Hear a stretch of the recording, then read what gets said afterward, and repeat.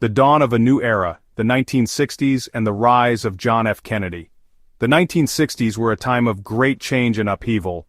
The world was still reeling from the Second World War, and the Cold War was in full swing.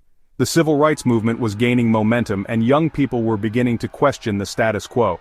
In the midst of this turmoil, a young and charismatic senator from Massachusetts named John F. Kennedy emerged as a symbol of hope and progress. Kennedy's election in 1960 was a watershed moment in American history. He was the youngest person ever elected president, and his youthful idealism and optimistic vision for the future resonated with millions of Americans. Kennedy's presidency was marked by both triumph and tragedy. He challenged the nation to land a man on the moon before the end of the decade, and he stood up to Soviet aggression during the Cuban Missile Crisis. Kennedy's charisma and charm were undeniable. He exuded an aura of confidence and sophistication that captivated the nation. His wife, Jacqueline, was a fashion icon and a symbol of elegance and grace. Together, the Kennedys seemed to embody the hopes and dreams of a generation. However, Kennedy's presidency would be cut tragically short. On November 22, 1963, he was assassinated in Dallas, Texas. His death sent shockwaves throughout the world and left an unfillable void in American politics. Shadows over Camelot, the path to Dallas. Despite the outward appearance of glamour and success, the Kennedy administration was not without its challenges and controversies. The Bay of Pigs invasion in 1961, an attempt to overthrow the communist government of Fidel Castro in Cuba, ended in disaster and humiliation for the United States. The escalating conflict in Vietnam was also a source of growing concern. Furthermore, Kennedy faced personal and political enemies who resented his youth, his ambition, and his progressive policies. The Cold War paranoia of the era created an atmosphere of suspicion and distrust, and rumors of conspiracies and covert operations abounded. As Kennedy prepared for his re-election campaign in 1964, he knew that he would face a difficult battle. His approval ratings had declined since the Bay of Pigs fiasco, and the country was deeply divided over issues such as civil rights and the Vietnam War.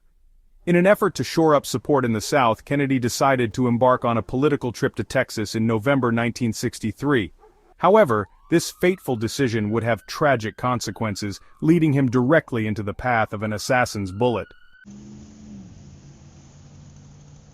A city gripped by tragedy, the assassination of President Kennedy.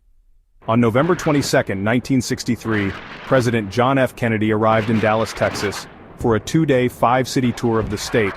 The trip was intended to bolster his chances of re-election in 1964 and to mend fences with the Democratic Party in Texas, which was deeply divided at the time. Kennedy and his wife Jacqueline arrived at Love Field in Dallas at 11:40 a.m. They were greeted by a large and enthusiastic crowd and whisked away in a motorcade that would take them through the streets of Dallas. The motorcade route, which had been published in the newspapers days earlier, took the president and his entourage past Dealey Plaza, a grassy knoll overlooking Elm Street. At 12:30 p.m., as the motorcade slowly made its way through Dealey Plaza, shots rang out. The president was struck twice, once in the head and once in the neck. Governor John Connally, who was riding in the front seat with the president and Mrs. Kennedy, was also seriously wounded.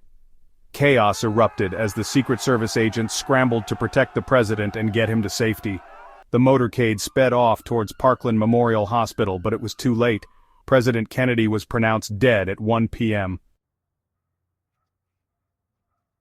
A nation in mourning, the immediate aftermath. The news of President Kennedy's assassination spread like wildfire across the nation and around the world. People everywhere were glued to their televisions, radios, and newspapers, desperately seeking information about the tragedy that had befallen their young president.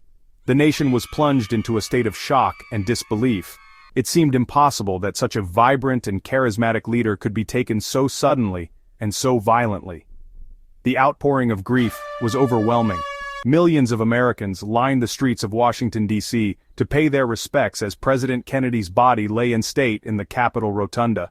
Amidst the grief and mourning, there was also a sense of confusion and fear. Who had killed the president, and why? Was it the work of a lone gunman, or was there a larger conspiracy at play? These questions would haunt the nation for years to come, and they continue to be debated to this day.